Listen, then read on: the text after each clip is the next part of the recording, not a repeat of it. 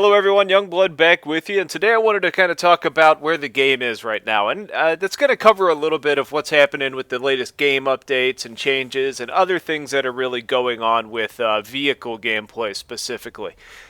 What you're watching in the background is actually just a long Reaver streak I had. I thought it was about 30-something kills overall. The NC was trying to push out of our warp gate. We were penned back pretty far. And what I was really doing was really attacking the ground, hoping to let the tanks move up a little bit more. There's an amp station over here that I'm not really getting too close to, mainly because there's a lot of turrets that are up there that were harassing us. So I'm more supporting the front lines, which is part of the reason why this streak lasted so long. I was playing smart. I was using the warp gate to my advantage, whether that was to repair or to avoid missiles, etc. So that's kind of just a backup for what you're watching in the background. So with that being said, let's go ahead and jump in and talk about what actually has changed since the latest game update. Now, I know this is, about a week after the actual game update's taken place, so a lot of this isn't going to be any groundbreaking stuff. But for those of you that haven't noticed yet, there's a new virtual reality testing area that you can actually access by going through the Warp Gate terminal. It's a pretty cool area where you've got these firing ranges where you can test out new weapons against infantry. You can also fly around and use vehicles. And the nice thing is, anything that you can unlock with certs is available for you to use. So whether that's an attachment, a bullet type, maybe that's an airframe for one of your aircraft. Maybe you would just want to test out what the flash boost is like. It's all there. Now, anything with station cache that you would use, you would actually still have to buy and test out. They're not going to let you get a preview with that. But it's a pretty cool little area for you to test stuff out. And hopefully in the long run, we'll end up saving you some certs. The other thing that's kind of cool, they've talked about a couple times, is that they're talking about actually putting in like a flash race course, so you could go in there and have some fun and work on your driving skills a little bit. So not real important, but interesting to see if that'll actually come to fruition. Now, with Game Update 4, as we've kind of become accustomed to, unfortunately, there was another performance issue that happened.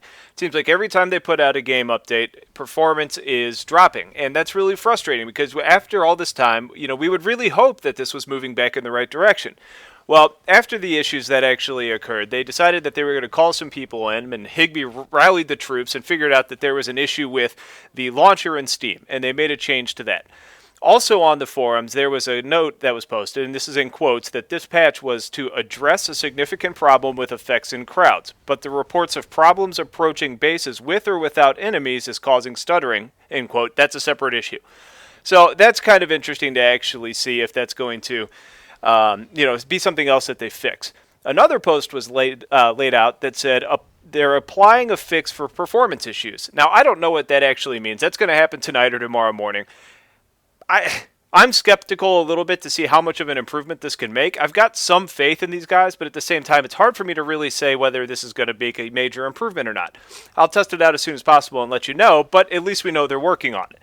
That being said, their latest hot fix that they put in, I've noticed improvements on my frames per second. You can see here I blew up the FPS in the bottom corner for you a little bit, so you can see how that actually looks. I'm in a heavily populated area, and it is better. Now, it's not up to where it was pre-game update 4, or certainly beforehand, but it is an improvement from where we were at after the game update. So it's at least a step in the right direction. Oh, and before I forget to put this in here, I want to go ahead and let you know that I'm currently playing on a mix of high and low settings. I'm all over the place. I'll post up my settings at some point. This seems to have been the best kind of combination I've been able to come up with for my own performance.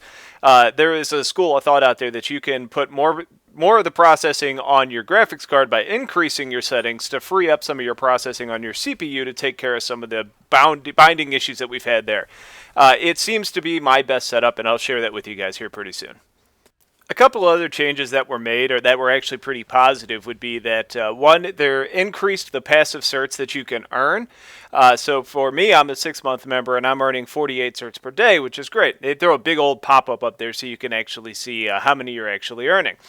Some other fun things that are out there, there was the introduction of the Wraith module for the Flash. So if you're an infiltrator and you unlock the Wraith module, you're now able to cloak your Flash, which is loads of fun. Thankfully, they fixed the glitch where you could now cloak a Liberator, which was pretty obnoxious. And then on top of that, they added a shotgun for the Flash, which shotguns are always fun. And then the last thing that they added that was pretty good was they increased the ammo capacity on a lot of the infantry weapons, which means that you need to reload a little bit less and you can be more independent. They also changed the structure on the towers, giving you a little bit more cover below. It also limited the number of deaths that you're receiving from standing too close to a pad, meaning you're getting run over. And then finally, the camo for the Reaver was fixed. So now you actually have your entire vehicle cloaked in your camo instead of just kind of being spotty with too much blue. Alright, so a lot of that to this point has really been a lot of fluff, and here's where I really want to talk about the state of the vehicles in this game. In this patch, they decided to nerf the outer blast radius of pretty much anything that goes boom. So talk about any tank rounds, you're talking about Liberator cannon rounds, you're talking about rocket pods. All of those things have been reduced by 1 meter to the outer blast radius. The Bulldog got a reduction of 2 meters. Now, I know that's not very far. That's the equivalent of 3 or 6 feet, depending on which weapon we're talking about. And in-game, that is probably even less. The problem is it's the idea behind it. Currently, there are so many counters, and I want to focus on the air side of things here. Infantry have dumbfire rockets. They've got 2 varieties of lock-on rockets, and now we're adding in new Empire-specific rockets. You can throw on a max and use bursters. You could get into a Sky Guard and unleash hell. You could be in a manned battle tank, which now has the one-shot ability that's been increased by the muzzle velocity buff. You got phalanx turrets, and most of the time there's a lot of them grouped together. And if all else fails, you can grab a fighter yourself, throw on a nose gun and lock-on missiles, and go to town. The fact that nerfs continue to happen to air simply because infantry is griping about it is asinine.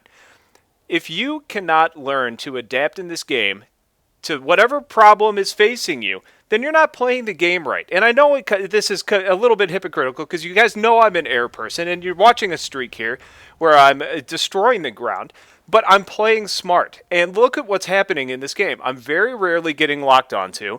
There's hardly any maxes or turrets that are engaging me, and there's very limited air. These TR that I'm fighting aren't adapting to the situation that's facing them. Now, this is all post-patch, so you can see that if you play in the right situations, you can still be successful. The problem still remains that Sony needs to make a decision on whether they want this to be a significant portion of their game or not. And if they continue to make these changes, I think you're going to see less and less air and probably less and less vehicles. The vehicle gameplay here in Planetside is something that makes it unique to a lot of the different games that are out there. You've got a lot of options. This is something that makes it unique and different and fun to play, especially if vehicles are something you enjoy. I'm saying this right now. I'm currently happy with how the game is. I still, after this patch, think it still plays fine. I've put some videos up so you can see how close you actually need to get with the Liberator shots. You can see it is reduced, and when you're flying high, it can be tough. So, ultimately, I want you guys to know that these changes are happening, but I'm concerned about how much farther this is going to go. Are we going to continue to see Sony bow to the wishes of those that can't adapt to play the game in a way that it currently is? Or is they going to take a stand and say, this is how it's going to be, learn, and deal with it? It's going to be interesting to see because there's continuous changes that are happening, and I don't know what side it's going to end up on. So if you've got intelligent thoughts on whether I'm right or wrong or how you feel, please let me know in the comments because I would love to know which side of the fence most of you fall on. So that being said, those are my thoughts, and I will talk to you guys later. Take care.